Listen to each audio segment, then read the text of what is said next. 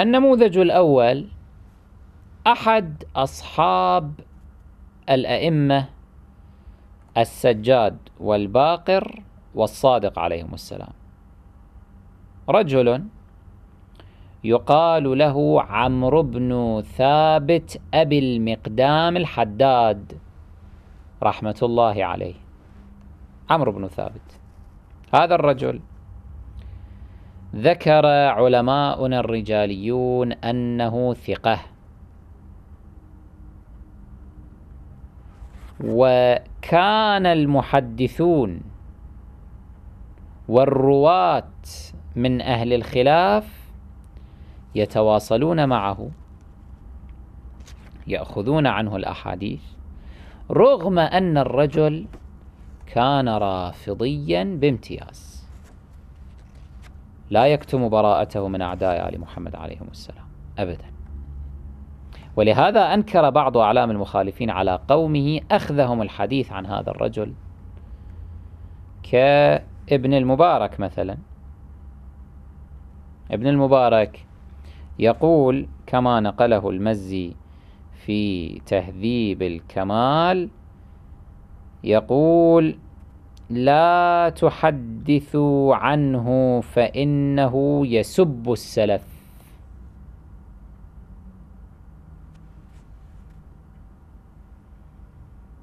وأيضا يقول فيه أحمد بن حنبل كما حكاه مغلطاي في إكمال التهذيب، يقول: كان يشتم عثمان.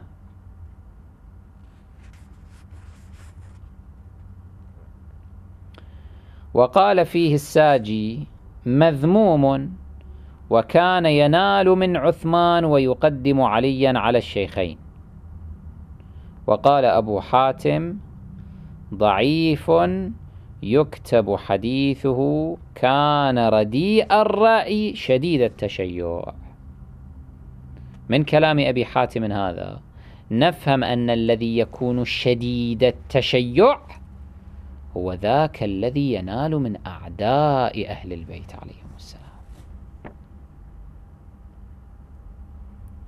وكيف لا، وقد كان هذا الرجل الجليل عمرو بن أبي المقدام كان يصرح أمام أعلام المخالفين بأن جميع أصحاب النبي صلى الله عليه وآله كفروا من بعده إلا قليلا منهم لا يتجاوز عددهم الأصابع. هكذا كان الرجل صريحا وصادقا، وبهذا فرض احترامه على أعلام المخالفين. كان بعضهم يجالسونه ويتنادمون معه مع علمهم بأنه يحكم بكفر أئمتهم، بل وحدثوا عنه وأخرجوا في بعض كتبهم أحاديثه، مع أنه في نظرهم ماذا؟ رافضي خبيث. لماذا أخرجوا أحاديثه مع علمهم بأنه رافضي خبيث على حد تعبيرهم، مع وقوفهم على طعنه في أئمتهم وخلفائهم؟ لماذا أخرجوا حديثه؟ لماذا احترموه؟ لأنهم علموا منه الصدق. انظروا مثلا ماذا يرويه المزي في تهذيب الكمال. يقول: قال هناد: كتبت عنه كثيرا، أي كتبت عن عمرو بن أبي المقدام كثيرا من الأحاديث، فبلغني أنه كان عند حبان بن علي، فأخبرني من سمعه يقول: كفر الناس بعد رسول الله صلى الله عليه وآله إلا 4.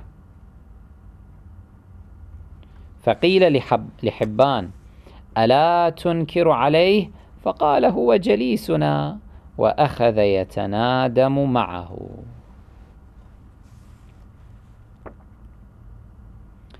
أبو داود صاحب سنن أبي داود،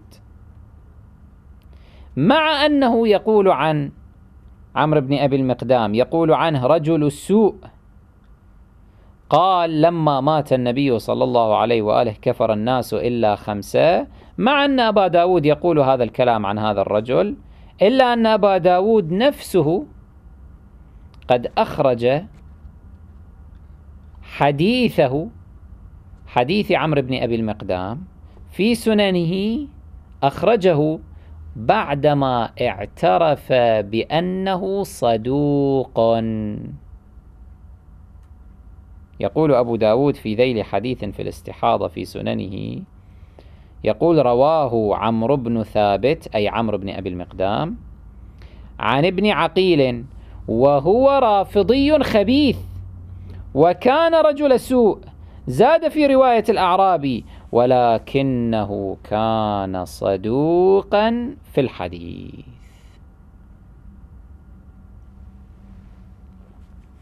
ولم يكن أبو داود هو وحده الذي شهد لعمرو بن أبي المقدام بالصدق والوثاقة، شهد له بذلك أيضا إمام الحديث عندهم وإمام الجرح والتعديل عندهم يحيى بن معين، كما حكاه عنه العقيلي. يقول يحيى بن معين عن عمرو بن أبي المقدام يقول كان لا يكذب في حديثه. هذا نموذج من النماذج العظيمة لرجال الشيعة الذين كانوا مع تمسكهم برفضهم وإبداء رفضهم لأمثال أبي بكر وعمر ونيلهم منهم، كانوا قد فرضوا احترامهم على أهل الخلاف لصدقهم.